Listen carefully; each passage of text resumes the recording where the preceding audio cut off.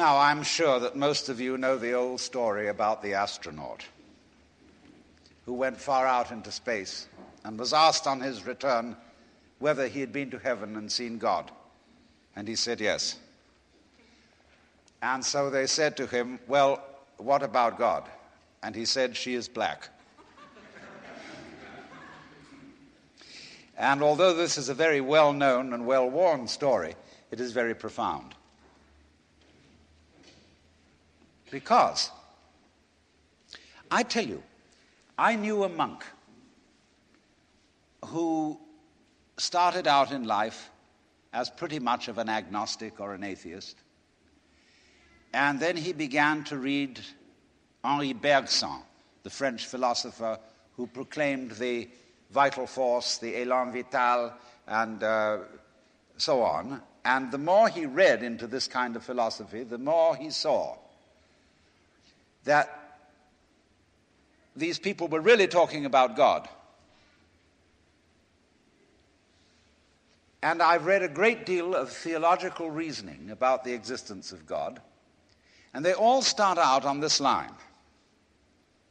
If you are intelligent and reasonable, you cannot be the product of a mechanical and meaningless universe. Figs do not grow on thistles. Grapes do not grow on thorns. And therefore, you, as an expression of the universe, as an aperture through which the universe is observing itself, cannot be a mere fluke. Because if this world peoples, as a tree brings forth fruit, then the universe itself, the energy which underlies it, what it's all about, the ground of being, as Paul Tillich called it, must be intelligent. Now, when you come to that conclusion, you must be very careful, because you may make an unwarranted jump. Namely, the jump to the conclusion that that intelligence, that marvelous designing power which produces all this, is the biblical God. Be careful. Because that God, contrary to his own commandments, is fashioned in the graven image of a paternal, authoritarian, beneficent tyrant of the ancient Near East.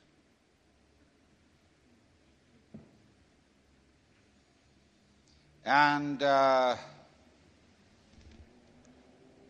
it's very easy to fall into that trap, because it's all prepared, institutionalized in the Roman Catholic Church, in the synagogue, in the Protestant churches, all there ready for you to accept. And by the pressure of social consensus and so on, it is very natural to assume that when somebody uses the word God, it is that father figure which is intended. Because even Jesus used the analogy, the Father, for his experience of God. He had to. There was no other one available to him in his culture. But nowadays, we are in rebellion against the image of the authoritarian father. Especially this should happen in the United States, where it happens that we are a republic and not a monarchy. And if you, as a loyal citizen of this country, think that a republic is the best form of government, you can hardly believe that the universe is a monarchy. But to reject the paternalistic image of God as an idol is not necessarily to be an atheist. Although I have advocated something called atheism in the name of God. That is to say, an experience, a contact, a relationship with God, that is to say, with the ground of your being, that does not have to be embodied or expressed in any specific image. Now, theologians on the whole don't like that idea, because I find in my discourse with them that they want to be a little bit hard-nosed about the nature of God. They want to say that God has indeed a very specific nature. Ethical monotheism means that the governing power of this universe has some extremely definite opinions and rules to which our minds and acts must be conformed. And if you don't watch out, you'll go against the fundamental grain of the universe and be punished in some way. Old-fashionedly, you will burn in the fires of hell forever. More modern-fashionedly, you will fail to be an authentic person. It's another way of talking about it. But there is this feeling, you see, that there is authority behind the world, and it's not you. It's something else. Like we say, that's something else that's far out. And therefore, this Jewish, Christian, and indeed Muslim approach makes a lot of people feel rather strange, estranged from the root and ground of being. There are a lot of people who never grow up and are always in awe of an image of grandfather. Now, I'm a grandfather. I have 5 grandchildren, and so I'm no longer in awe of grandfathers. I know I'm just as stupid as my own grandfathers were, and therefore I'm not about to bow down to an image of God with a long white beard. Now, naturally, of course, we intelligent people don't believe in that kind of a God, not really. I mean, we think that God is spirit, that God is very undefinable and infinite and all that kind of thing. But nevertheless, the images of God are have a far more powerful effect upon our emotions than our ideas. And when people read the Bible and sing hymns,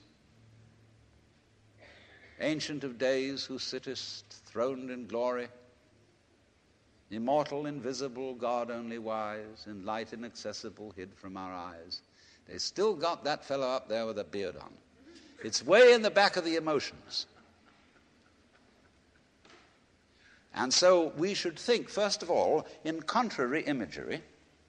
And the contrary imagery is, she's black. Imagine instead of God the Father, God the Mother.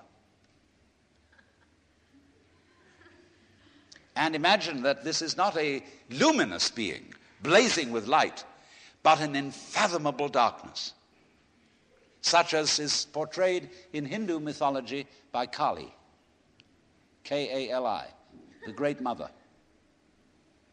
who is represented in the most terrible imagery. Kali has a tongue hanging out long, drooling with blood. She has fanged teeth. She has a scimitar in one hand and a severed head in the other. And she is trampling on the body of her husband, who is Shiva. Shiva represents also, furthermore, the destructive aspect of the deity, wherein all things are dissolved so that they be reborn again. And here is this blood-sucking, terrible mother as the image of the supreme reality behind this universe. Imagine, it's the representative of the octopus, the spider, the awful awfuls, the creepy crawlies at the end of the line, which we are all terrified of. Now that's a very important image, because let us suppose, just for the sake of argument, that all of you sitting here right now are feeling well, fairly all right. I mean, you're not in hospital.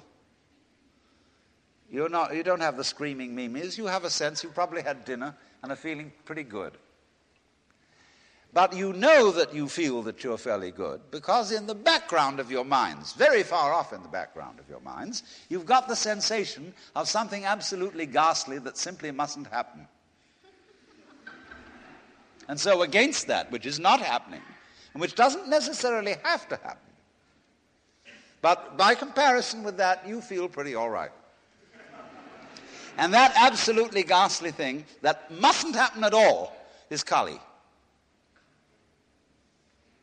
And therefore, at once, we begin to wonder whether the presence of this Kali is not in a way very beneficent.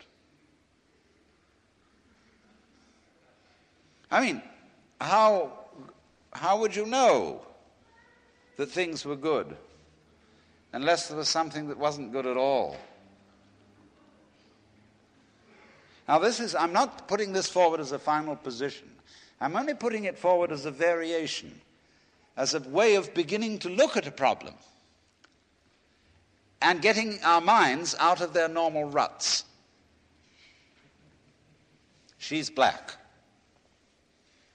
Well, she, first of all feminine, represents what is called philosophically the negative principle.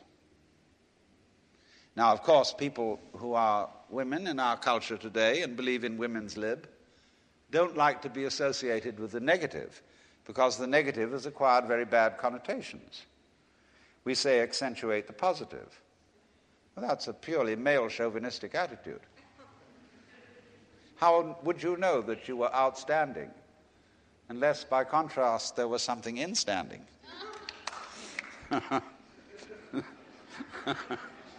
You cannot appreciate the convex without the concave. You cannot appreciate the firm without the yielding. And therefore, the so-called negativity of the feminine principle is obviously life-giving and very important. But we live in a culture which doesn't notice it. You see a painting, a drawing of a bird, and you don't notice the white paper underneath it. You see a printed book, and you think that what is important is the printing, and the page doesn't matter.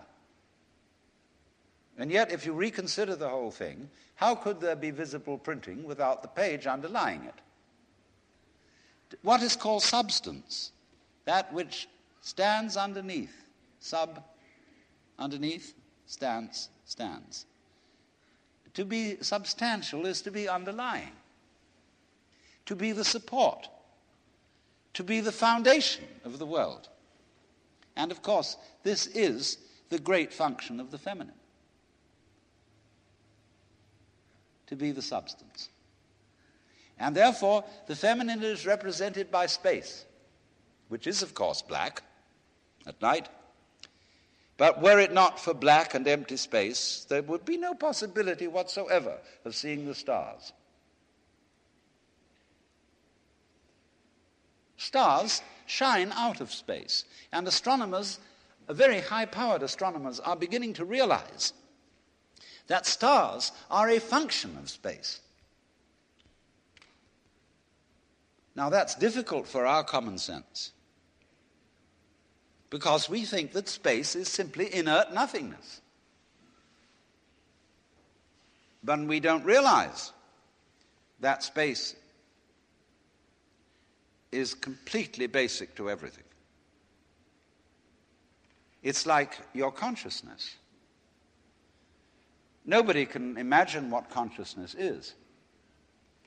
It's the most elusive, whatever it is, that there is at all, because it's the background of everything else that we know. Therefore, we don't really pay much attention to it. We pay attention to the things within the field of consciousness, to the outlines, to the objects, to the so-called things that are in the field of vision, the sounds that are in the field of hearing, and so forth. But what it is that ever it is that embraces all that we don't pay much attention to it. We can't even think about it. It's like trying to look at your head. You know, you try to look at your head, and what do you find? You don't even find a black blob in the middle of things. You just don't find anything. And yet that is that out of which you see, just as space is that out of which the stars shine. So there's something very queer about all this. That which you can't put your finger on, that which always escapes you, that which is completely elusive, the blank, seems to be absolutely necessary for there to be anything whatsoever. Now let's take this further. Kali also is the principle of death, because she carries a scimitar in one hand and a severed head in the other. Death. This is tremendously important to think about. We put it off. Death is swept under the carpet in our culture. In the hospital, they try to keep you alive as long as possible in utter desperation. They won't tell you that you're going to die. When their relatives have to be informed that it's a hopeless case, they say, don't tell this to the patient. And all the relatives come around with hollow grins and say, well, you'll be all right in about a month, and then we'll go and have a holiday somewhere and sit by the sea and listen to the birds and whatnot. And the dying person knows that this is mockery. Well, of course, we've made death howl with all kinds of ghouls. We've invented dreadful afterlives. I mean, the Christian version of heaven is as abominable as the Christian version of hell. I mean, nobody wants to be in church forever. Children are absolutely horrified when they hear these hymns which say, prostrate before thy throne to lie and gaze on thee. They can't imagine what this imagery means. I mean, in a very subtle theological way, I could wangle that statement around to make it extremely profound. I mean, to be prostrate at once and to gaze on the other hand, see, is a coincidentia oppositorum, a coincidence of opposites, which is very, very deep. But to a child, it is a crick in the neck. And that's the sort of imagery we're brought up with. So the idea of what might happen after death, well, you're going to be faced with your judge, the one who knows all about you. This is Big Papa, who knows you were a naughty boy and a very naughty girl, especially girl, from the beginning of things. He's going to look right through to the core of your inauthentic existence. And what kind of heebie-jeebies may come up. Or you may believe in reincarnation, and you think that your next life will be the rewards and the punishments for what you've done in this life. And you know you got away with murder in this life. And the most awful things are going to happen next time around. So you look upon death as a catastrophe. Then there are other people who say, well, when you're dead, you're dead. Just nothing going to happen at all. So what you got to worry about? Well, we don't quite like that idea, because it spooks us. You know, what's it be like to die? To go to sleep and never, never, never wake up? Well, a lot of things it's not going to be like. It's not going to be like being buried alive. It's not going to be like being in the darkness forever. I tell you what, it's going to be like as if you never had existed at all. Not only you, but everything else as well. That just there was never anything, and there's no one to regret it. And there's no problem. Well, think about that for a while. It's kind of a weird feeling you get when you really think about that. You really imagine it. Just to stop altogether. And you can't even call it stop, because you can't have stop without start. And there wasn't any start. There's just no thing. Well, then when you come to think of it, that's the way it was before you were born. I mean, if you go back in memory as far as you can go, you'll get to the same place as you go forward in your anticipation of the future as to what it's going to be like to be dead. Then you get these your funny ideas that this blankness is the necessary counterpart of what we call being. Now, we all think we're alive, don't we? I mean, we're really here? That there is something called existence? You know, the existentialists, Dasein, throneless, you know, here we are. But how could you be experiencing that as a reality unless you had once been dead? What gives us any ghost of a notion that we are here, except by contrast with the fact that we once weren't? And later on won't we? But this thing is a cycle, like positive and negative poles in electricity. So this then is the value of the symbolism of she is black. She, the womb principle, the receptive, the instanding, the void, and the dark. And so that is to come into the presence of the God who has no image. Behind the Father image, behind the Mother image, behind the image of light inaccessible, and behind the image of profound and abysmal darkness, there's something else which we can't conceive at all. Dionysius the Areopagite called it the luminous darkness. Nagarjuna called it shunyata, the void.